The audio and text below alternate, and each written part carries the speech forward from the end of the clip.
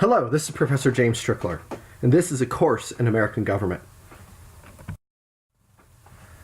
This lesson is from Unit 8 about civil liberties. It's Lesson 11 about substantive due process.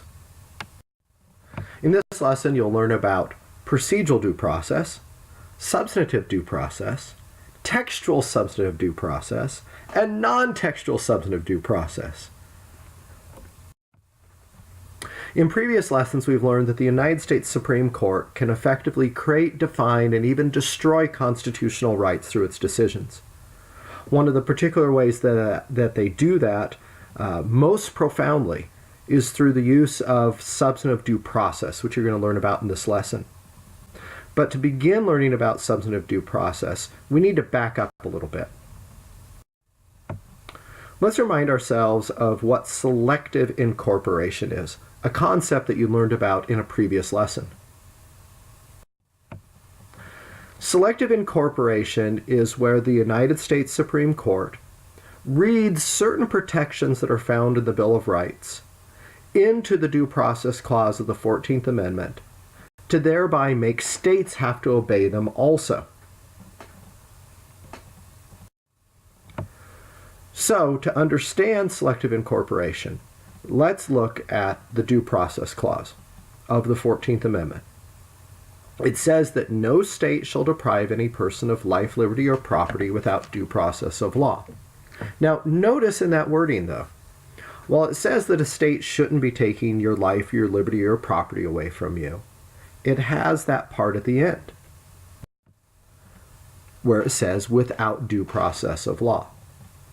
Now, what this means then is that a state can take away your life, liberty, or property, so long as they do go through due process of law. So what the Due Process Clause is really protecting is the fact that before states can take things away from you, they have to go through due process. It's a clause that's about the processes the states must go through. So if we just stick to the text of the Due Process Clause, and I'm emphasizing that right now because you're going to see by the end of this lesson that the Supreme Court does not just stick to the text. If we stick just to the text of the Due Process Clause, then we have to conclude that states can take our rights away. They can take away our very lives. They can take away our freedoms. They can take away our property, as long as they go through the correct procedures, the appropriate procedures, as long as they go through due process of law. So, in that most basic textual sense, what's actually written in the 14th Amendment, to understand due process is to understand what procedures are appropriate or required or necessary for the government to then take things away from you. So, when the Supreme Court engages in selective incorporation, one of the things they do is they hunt around in the Bill of Rights for procedural rights. Now, you'll understand a little bit more about what they mean by that in a moment. But they hunt around in the Bill of Rights for procedural rights in order to then define what due process means. So in the 14th Amendment, they have this thing where it says that, hey, a state can't take stuff away from you without going through due process. They've got to figure out what due process means. And so they look to the Bill of Rights and say, well, what sort of procedures must the national government go through before it takes things away from people? Well, we're going to read those things into the Due Process Clause of the 14th Amendment to force the state governments to go through those same sorts of procedures too. So they are selecting things on the Bill of Rights, incorporating them into the Due Process Clause, to then require states to obey those procedures also before they can take someone's life, liberty, or property away. Here's a specific example of the Supreme Court doing this, in this case of Malloy versus Hogan from 1964. Now notice how explicitly they say what they're doing here. In this case, they held that the Fifth Amendment's exception to self-incrimination, we're talking about the right to remain silent, is also protected by the 14th Amendment through the Due Process Clause, against abridgment by the state. So they very explicitly say we're plucking a piece from the Fifth Amendment about self-incrimination, and we're going to stick it now into the Due Process Clause of the 14th Amendment to make states obey it. Okay, so there's a very clear example of this selective incorporation that I'm talking about in order to define procedures that states must go through before they can take away your life, liberty, or property. But there's a logical problem with this kind of selective incorporation. And we can see that logical problem if we look at the Fifth Amendment, where they plucked this right against self-incrimination from. Here's the text of the Fifth Amendment. It says, no person shall be compelled in any criminal case to be a witness against themselves. Okay, all right, that sounds like an important thing that should be part of any sort of criminal trial, that you aren't compelled to testify against yourself. And so I guess if a state is going to try to take away your life, liberty, or property through a criminal trial, part of the process that they should go through to do that is maybe they shouldn't force you to testify against yourself. That's the logic the court uses. But notice what comes immediately after that clause in the Fifth Amendment. Right after saying that you can't be compelled to be a witness against yourself, it says, nor can you be deprived of life, liberty, or property without due process of law. Whoa, whoa, whoa, now wait a minute. So if due process, according to the selective incorporation argument, includes the notion that you can't be compelled to be a witness against yourself, then the Fifth Amendment just became redundant here. It said you can't be compelled to be a witness against yourself, nor can you be compelled to be a witness against yourself. If the Due Process Clause automatically contains the right against self-incrimination, then there was no reason to even say anything about self-incrimination. All you had to do was say due process is required. The fact that these things are listed separately implies that they are two different things. As a matter of fact, it has the word nor there, which says, hey, not only is this, but there's also this other thing that can't be done. So due process is some other thing other than being compelled to be a witness against yourself. So this selecting pieces out of the Bill of Rights to use them to define what due process means really doesn't make logical sense. But the courts do it anyway. And they do it because they want to define what due process means, but they don't want to just be accused of making stuff up. And so they hunt around and find things in the Bill of Rights that they think can help them define due process, and then they read them into the 14th Amendment. And here are some examples of them incorporating procedural rights into the 14th Amendment. From the Fourth Amendment, they take no unreasonable searches and say, oh, that's in the 14th Amendment also. From the Fifth Amendment, they take no double jeopardy and say that's in the 14th Amendment also. From the Sixth Amendment, they take speedy and public trials and say, well, that's in the 14th Amendment also. And from the Eighth Amendment, they take no excessive bail and read that into the 14th Amendment also. And thereby, they force the states to obey these same procedural safeguards that are found in the Bill of Rights. In the Bill of Rights, they apply to the national government. By reading them into the 14th Amendment, they apply them to the states. All right, so this body of law that I'm talking about here, where the United States Supreme Court is reading procedural protections of the Bill of Rights into the 14th Amendment to make the states obey them, is what we call procedural due process. Now, that name procedural due process is problematic in and of itself. It's redundant. It's like saying procedural procedures or process due process. Because due process is about procedures. It's about what a state must go through or what the national government must go through in order to then take away your life, liberty, and property, whatever those things may be. The Due Process Clause, in its most obvious textual sense, is not about what the government can take away from you, but it's about how they're supposed to take it away from you. That's what due process is it's about procedures. But we end up calling it procedural due process for a reason that you'll see in just a moment. So let's go back to the slide that you saw at the beginning of this lesson where I had this title, Selective Incorporation.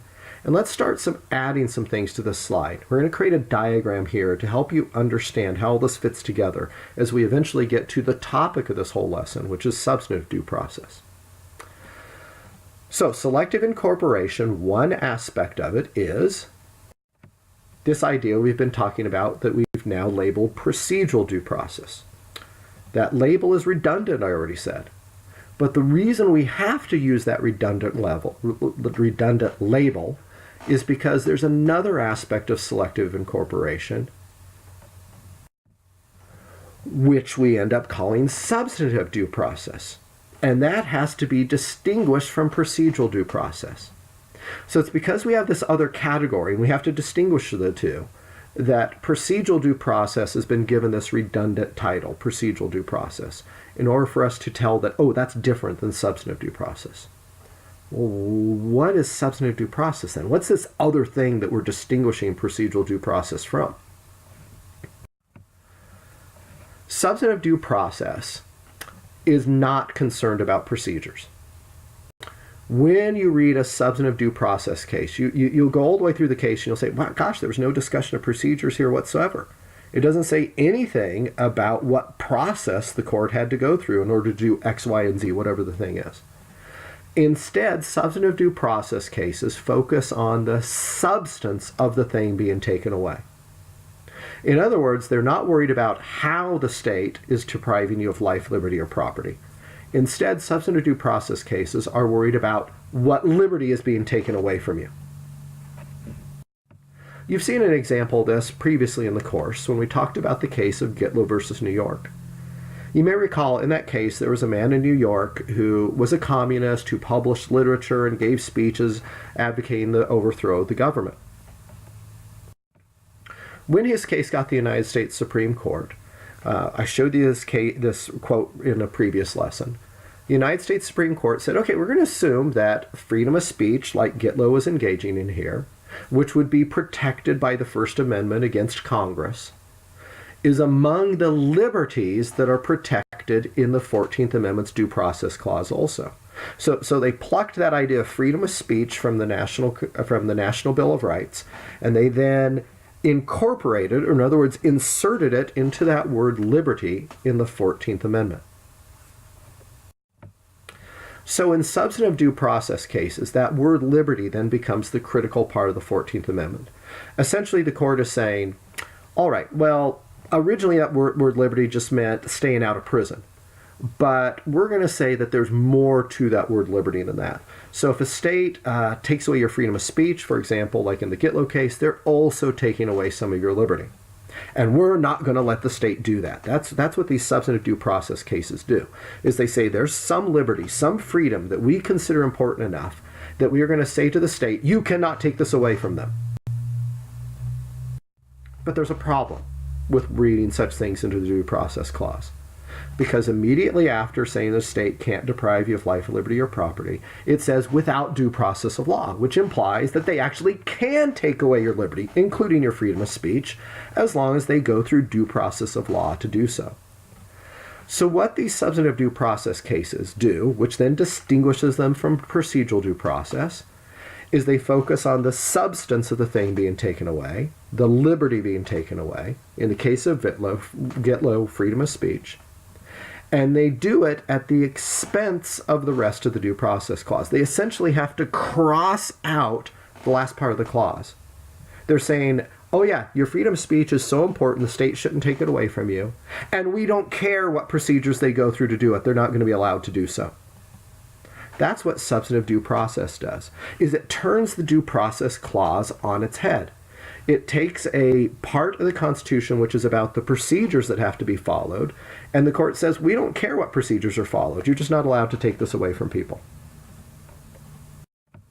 Well, in that way, substantive due process is self-contradictory. It uses a passage that's about procedures and instead uses it to deal with substance without caring about procedures. It's illogical. But why does the court do it? It's because they just don't want states taking these things away from people. And so they are going to find some way, somehow in the Constitution to say that they can't, whether it makes sense or not. So now let's return to our diagram that we're building. We understand what procedural due process is. We understand what substantive due process is. But we have to get a little more detailed here because there's actually two kinds of substantive due process. The first is what we can call textual substantive due process. And what we mean by that is it's an act of substantive due process that at least the court can point to something in the Constitution and say, that's where we found that right to substantive due process. An example of that is the Gitlow case that we just had. So the Supreme Court wanted to tell states that they couldn't take somebody's freedom of speech away. And so they hunt around the Constitution and say, oh, well, the First Amendment says you can't take somebody's freedom of speech away. So that's where we'll say we found this right at, in the First Amendment. Now, the reason that they want to look at the First Amendment and grab that thing and then shove it in the 14th Amendment is to avoid the accusation that you're just making up rights. You're just making stuff up out of thin air. They can say, oh, no, we're not making it up out of thin air. It's in the First Amendment. In the First Amendment, it says the national government can't do this. And so that's obviously some right, and so now we're going to say that states can't do it either. So this provides the courts with a little bit of protection against the accusation that they're just making things up. Some examples of textual substantive due process are the First Amendment's protection of freedom of speech, which the courts have read into the 14th Amendment. The First Amendment's protection against that of the free exercise of religion, which they've read into the 14th Amendment's due process clause. Freedom of assembly from the First Amendment, read into the 14th Amendment's due process clause. And the right to bear arms, read into the 14th Amendment's due process clause. In each of these cases, they are saying a state can now not take these things away from you because we're going to say they're in that word liberty in the due process clause of the 14th Amendment. And where did we find these things to put in that word liberty? Oh, well, we found them in the text of the Bill of Rights. So these are substantive due process rights that the Supreme Court has discovered in the 14th Amendment. But at least they can say, well, we didn't just make these rights up out of thin air. But there is another category of rights that they find in the substance of the word liberty in the due process clause of the 14th Amendment that arguably they do just make up out of thin air. These are what we call non-textual substantive due process rights. Non-textual substantive due process rights concern unenumerated rights. In other words, rights that have never been written down anywhere. But the Supreme Court discovers them in the word liberty in the 14th Amendment. Now, this is where they're going to really get accused of just making stuff up. So they try to avoid that. They claim in these sorts of cases that these rights that they discover, these unenumerated rights, are things that are rooted in the traditions and conscience of our people. In other words, what they're trying to say is, well, this right's just always been recognized by people. People have always known they've had this right. So it's not us making it up. Just because it didn't get written down in the Bill of Rights or anywhere else doesn't mean you don't have it. You do. We're not making it up. It's rooted in our traditions. It's rooted in our sense of right and wrong. Well, in the next couple of lessons that follow, I'm going to show you some examples of the Supreme Court discovering these non-textual substantive due process rights. And you'll be able to see for yourself whether they're rooted in the tradition and conscience of our people, or whether it's the Supreme Court just making stuff up. So, now let's review what we learned in this lesson. What does procedural due process concern? Does it concern how rights are taken away, what rights are taken away, when rights are taken away, or who takes the rights away? What procedural due process concerns is how rights are taken away, the procedures that are used. What does substantive due process concern? Does it concern how rights are taken away, what rights are taken away, when rights are taken away, or who takes the rights away? Substantive due process concerns what rights are taken away, and it's not really concerned with what procedures are used.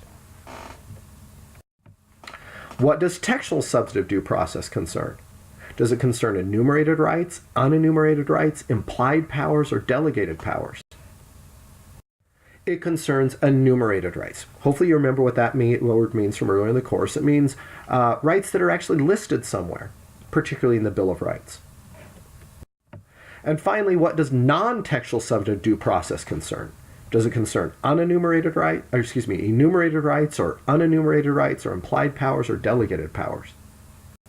Non-textual substantive due process concerns unenumerated rights, rights that were never written down anywhere. All right, that completes this lesson. The next lesson will be from Unit 8 also. It'll be Lesson 12, and it will concern former substantive due process. Now, what I mean by that is things that at some point were considered to be substantive due process and now aren't.